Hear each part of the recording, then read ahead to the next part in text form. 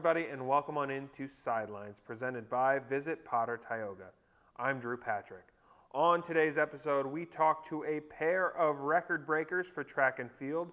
We talk to baseball after their season series against LockHaven, plus we put a final bow on Sidelines as a whole.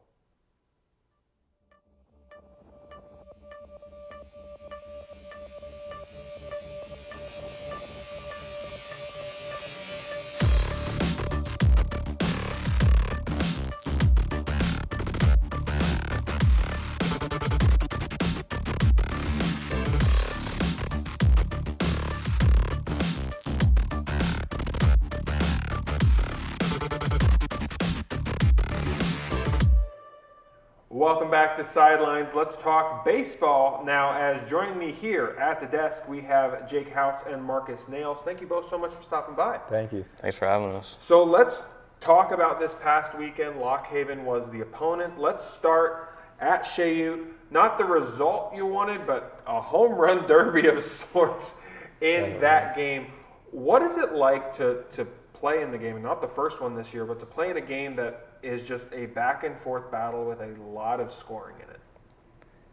Well, I mean, it's one of those games where you really just got to stay in it. I mean, obviously, it was a bullpen game. Mm-hmm. King didn't give us the start he normally would give us, but, you know, we battled. Our bullpen battled. The wind was blowing out. So, I mean, we knew from the get-go it was going to be a high-scoring game. So you just have to, every inning you have to take advantage, and you just have to keep battling because you know, even if you have a lead, it's not going to last for very long. And speaking of battling, putting two over the wall, that's a way to battle there. What did it feel like at the plate to have a successful day like that? Yeah, that was great. I struggled earlier in the year, but it was nice having the wind blowing out and being able to see the ball so well and just putting good swings on. So that was great. But with those type of games, like we were down by, I think, 5. I don't know for sure, but we were able to come back and hit myself and Spray hit home runs to come back in the game, which is nice. But then I think we had, 8 home runs throughout the day, both teams. So it was just a slugfest. And it's great to be a hitter, but probably not a pitcher on those type of days. So it was a fun game, exciting. Yeah, Jake, you're in obviously the unique position that you know both sides of that coin. Knowing when you have Houtz in the conditions of really going to be good at the plate, but then perhaps not so good for the pitchers. What do you have to do kind of to balance those two mindsets at Houtz? Well, I mean, when you're on the mound, you definitely have to keep the ball down any way possible. And I mean, even if you do, people are still going to elevate it. It's just you got to try to keep the ball down as best as possible, try to keep things out of the air, try to get ground balls. And at the plate, I really don't try to do anything different. I just try to hit hard line drives up the middle. That's my approach. And then if I elevate, typically the wind will help out and it'll go. It's always a difficult question and a difficult thing to talk about. But obviously the season hasn't gone the way that we would have liked. What do you have to do with knowing that there's still 2 weeks left in the season to buckle down, to still play for each other, and to really try to keep a positive mindset when things may have not gone your way? What is the key to that, and what do you guys have to do to make sure to stay positive and enjoy the moments you can? I mean, you definitely just have to stay in it mentally. I mean, when we were eliminated from playoff contention, we very well could have just packed the bags up and just called it a year, but it's important to stay in it mentally, and you can really turn things around just getting wins any way possible. Even if it doesn't necessarily help for the postseason effort, it still helps the program out. And that helps that, we're all a brotherhood, so we're playing for each other. Not just for the team, we're just playing for each other. We're just having fun, which is the biggest thing. And we all love to play the game, so we just show up and play our hardest. And that showed with, like he said, after we were knocked out of playoffs, we're still coming against LockHaven and doing our best, and that's showing now.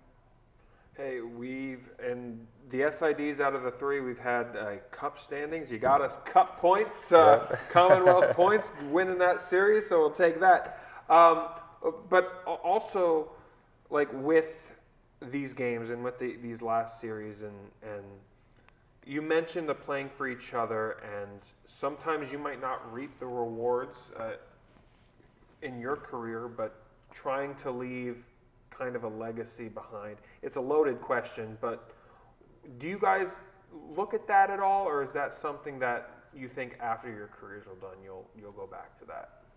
I mean, it's definitely something I look at now because, I mean, I'm only a sophomore, so, like, recruiting classes coming in and stuff, it's important to, like, build the future for this program. I mean, this program means a lot to me, so I wish the program nothing but success when my time here is done as well. So it's important to not give in on a season like this because the more resiliency we show and the more wins we get at the end of the year, it'll only just benefit us in the future. Exactly, and I think just like play our hardest and come out on the winning side of things just shows like who we are as a team, and like that would affect not just this year but next year, showing that we did have a bad start but we were able to come back, and maybe we can do that even sooner next year and make playoffs at the end, or coming out with ending the season strong. We can start next season strong, stuff like that. Yeah, finish strong and then ride that Exactly. momentum. Absolutely. Exactly. Thank you both so very much for taking the time and stopping by. Thank you. Absolutely, thank you. Thank you for having us. And Sidelines continues after this. Do not go anywhere.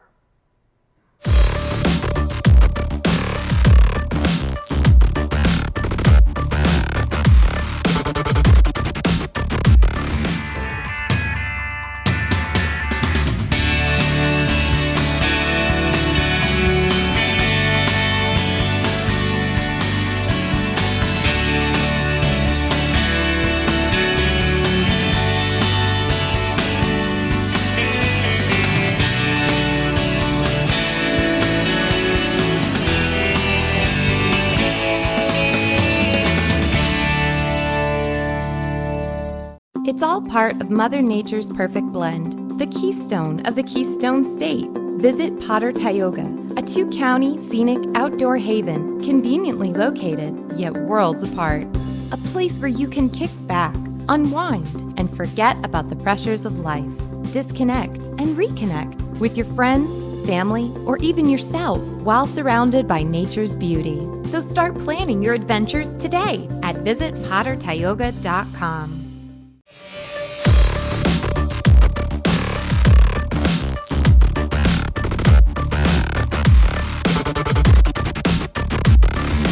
Welcome back to Sidelines. Let's talk track and field now, as joining me here at the desk are a pair of record breakers, as we have Skylar Brown and Abigail Taylor. Thank you both so much for stopping by. Thanks for having us. So let's jump right into it. Morgan State was the meet, and a pretty successful one at that. Both of you come away with records, some of them your own record and improving on it, still records on the board. How does it feel? Walk me through the races. We'll start with the event. We'll start with the 1, and then we'll go to the 2. So talk me through the jump. What did you see? So, to be honest, like the jumps were really rushed because it was gonna storm. So the guy kind of put both of the flights together, so I didn't really get to warm up or anything. So it felt very rushed, to be honest. But honestly, like I told Skylar, like I felt really supported in the moment and felt more comfortable because I heard her dad scream my name before the jump, and it just made me realize, like, okay, I can calm down. I can take a deep breath and do this because this is I'm used to this. I can do this, and that honestly, your dad screaming just really helped me to read this. That's amazing. That is amazing. Do you think, too, like with it being rushed, maybe less time to really think about each jump? Do you think that was a benefit? I mean, actually, probably. Now that you just said that, because I didn't have time to overthink or to break every single little piece down. I just focused on the things that me and Coach have been working on in practice. Just said them really quick and went for it. So. And then record breaking is nice, but when you do it twice, it's even better. So walk me through those races. Let's start with the 100, because with that also becomes NCAA provisional time, 18th in the country at the time. First of all, congratulations. Second of all, walk me through that race. So similar to triple jump, the 100 prelim in particular was super rushed because he was trying to get the meet finished before the storm. So I wasn't done warming up, so I was a little nervous, and I wasn't really happy with my prelim time. It wasn't really what I was looking for, so I was happy to go and improve on that in the final. I had like some good bumps, some really good girls, so it was good. It was fun. And then the 200, another record there. Walk me through that race. Yeah, the 200, I didn't even know that I had the record until the article came out. I just had no idea. So I was surprised. I was like, oh, that's pretty cool. But the 200, I had a terrible start. So I was just happy that I was able to come off the turn and accelerate and, finish well. So I have some more work to do. That's got to feel somewhat good, though, that you didn't have the perfect conditions on either one and you still come away with school records. So what can you take from that like to improve on that? Hey, I wasn't my best, but I still got this record and I still have this spot to improve. Wasn't ideal conditions, still got the record. What can you really kind of take away from that, knowing there still might be more come ideal conditions?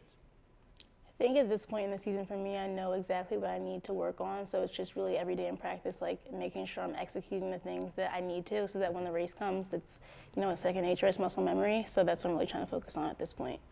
And that's the exact same thing for me at this point. Like you just said, it is everything that I need to work on, I know. So again, it's muscle memory. So this weekend is the Penn Relays and a meet at Bloomsburg. As we wind down here towards conference championships, knowing that it's getting closer and closer, what are some of those things that you want to work on, that you want to tweak, that you want to make sure and really can focus on in these next couple of weeks to be really successful at the outdoor meet? Well, for me, I know that I need to fix my foot placement when I land throughout the jump. If I do that successfully, I think I'll be able to go further. And then also just keeping my head up for the last actual jump into the sand. And if I can do that, I think I can maybe PR again, which would be awesome. Mine's always my start, just trying to take big steps out the blocks. And then for the 200, how I close as well, because I tend to fall apart a little bit at the end. So just focusing on those two parts is going to be essential for me. And of course, knowing that the two fields that you guys are in happen to just be some of the strongest events in the conference. Do you guys kind of feel like you thrive on that competition, or really when you know that it's going to be a battle? That 100 is going to be a battle. That triple jump, every single year, it seems like it could be up for grabs. Like, how do you guys approach that, knowing it's going to be fun, it's going to be competitive? Do you thrive in that kind of atmosphere? For sure, I definitely do. You said it. I mean, it's fun. It makes it fun because you know that everyone that's lined up next to you is a competitor, so you have to go out there and whoever wants it, gets it. So I love it. And I feel the same way. Like, when I go to jump, it's just being with people who challenge me to be better is always so much better than just going out there and just not having much competition. It's fun to be with other athletes that are at honestly a higher level and just trying to compete with them. It's amazing. So I also want to talk about kind of the support systems that you guys, we've talked a lot about supporting each other. Abigail, your parents are here today, so you're talking about support system. They're here right now for you. You talked about Skylar, your father, being really. How important is it to have your parents right there supporting you, but as close as you guys are as a unit, how important is that? We've talked about each other, like supporting each other, but to have that whole support system, what is that like? It is literally like an extra motivational piece that is so crucial to competition. And if it wasn't there, like, just all you have is internal drive, which is good, but that extra motivational piece is just so crucial. I can't express that enough. And being there to like support other teammates and knowing that that is making a difference for them, it's also it's the best feeling. Yeah, it is. To be able to perform in front of people that want to see you win is always like a super good feeling. Like as soon as I was finished all my teammates were just like, oh my gosh, like congratulations, like that's so awesome. And it just feels good. I love my team. We're super close. It's fun. And obviously this year, looking at it, the ebbs and the flows of that were this year from the whole perspective, kind of ups and downs. Like, obviously the season is not over, so I don't want you kind of reflecting on the year yet, but like knowing that some of the challenges, like a coach leaving, an interim coach being named, getting a coach who was a teammate last year, like there were a lot of ups and ebbs and flows this year for you. What has, without completely focusing on it before the end of the year, what has been kind of some of the things that you've learned either about yourself or each other throughout this up and down year? I think just perseverance and just being able to push through those difficulties and just finding the norm. Like at the beginning of the year, there kind of was no norm. We were doing things on our own. And then having Coach Don come in, it felt like at least a breath of fresh air because we already knew him and just giving him the respect he deserves and getting into a flow is really what has made a difference for us. I think for me, I just realized that I need my teammates just as much as like they need me. Like stepping into a leadership role, I really was able to figure out how I like to lead and how much I really do enjoy leading because I wasn't really quite sure how much I would enjoy it coming in the fall, but I do. And just like figuring out how everyone works and how I can, help any and everyone on this team. And like I need them just as much as they need me. So it's been a big takeaway. And then I find it incredible too when you look at like your athletic journey. Again, I don't want us to focus too much on it as we still have the season. The full story is not written yet, obviously. But Skylar, I have to say, like, your story of how you joined the team and then the fact that a year later you have all these records. I want, so the people who are watching truly know kind of your journey up to this point. What was that process like joining the track team? Because it wasn't a recruited, it was a, hey, give me an opportunity. So Yeah.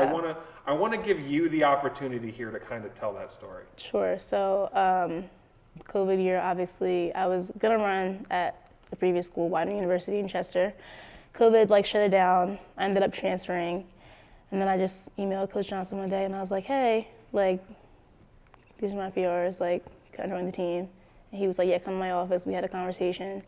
And I went to practice, and the first day, we just were talking about this last week, I hadn't run in 2 years, and it was so hard that I was barely even keeping up with Abby, and I'm not kidding. I was in the back, it was 80 degrees. I was dying. I was like, wow, it's gonna be harder than I thought. And it was harder than I thought. And I spent my whole indoor season frustrated because it was harder than I anticipated, dropping times that I was actually satisfied with in any regard. I just was like, oh my goodness, it's gonna be a journey, it's gonna be a battle. So I just kept chipping away. I missed indoor PSACs by one slot in the 60, so that was devastating. Came back outdoor, and that's when I really started to find momentum. I ended up qualifying this time last year at Loyola.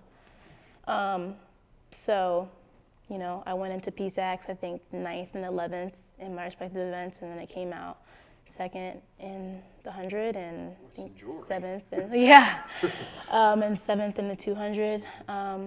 So, count it all joy, really. That's all I can say. I learned to just embrace the process, and I'm just grateful for where I am.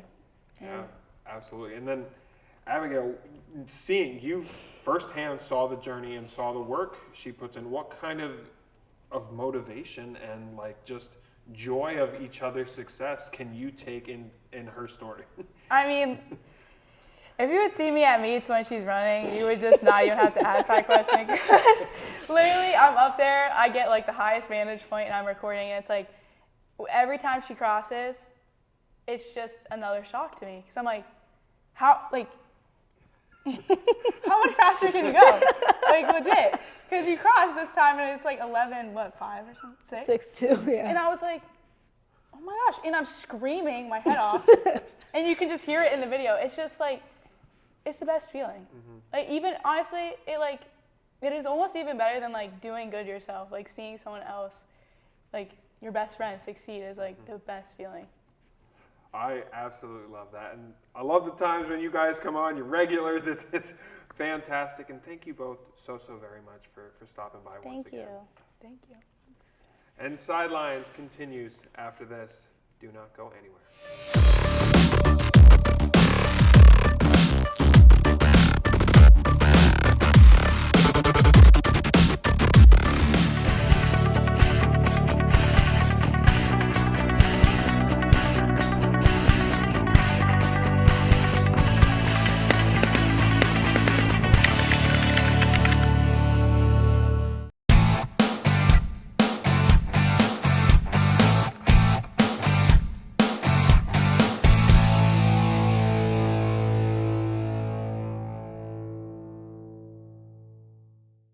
Pride and passion drives the Pennsylvania State Athletic Conference. From 55 NCAA championship teams, 294 individual national champs, and counting. Who's next? Make the PSAC yours. PSAC Proud is winning in athletics and in the classroom. Over 3,100 PSAC student athletes are honored as scholar athletes. It's a perfect mix of athletics and academics. It's time to make the PSAC yours.